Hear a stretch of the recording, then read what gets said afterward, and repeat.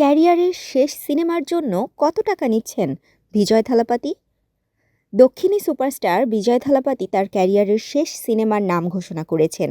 এই সিনেমার নাম হবে জন নায়ক এবং গুঞ্জন উঠেছে যে এই সিনেমার জন্য তিনি পারিশ্রমিক হিসেবে নিচ্ছেন ২৭৫ কোটি টাকা।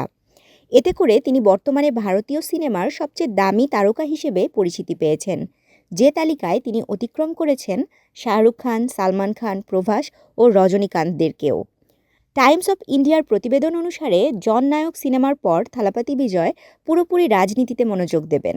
ইতিমধ্যেই তিনি নিজের রাজনৈতিক দলের ঘোষণা করেছেন।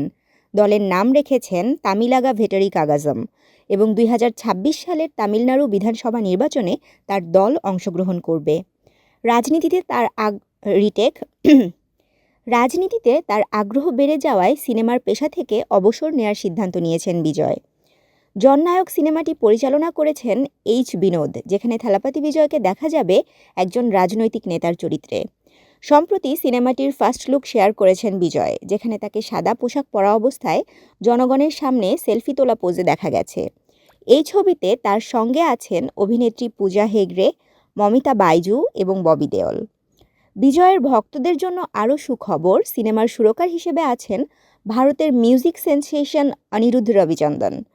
দক্ষিণ ভারতের অন্যতম জনপ্রিয় নায়ক থালাপাতি বিজয়, যিনি মার্শাল, থুপাক্কি, মাস্টার এবং লিওয়ের মতো সুপারহিট ছবির মাধ্যমে ব্যাপক জনপ্রিয়তা অর্জন করেছেন, এখন তার ক্যারিয়ারের শেষ সিনেমা নিয়ে ব্যস্ত তিনি।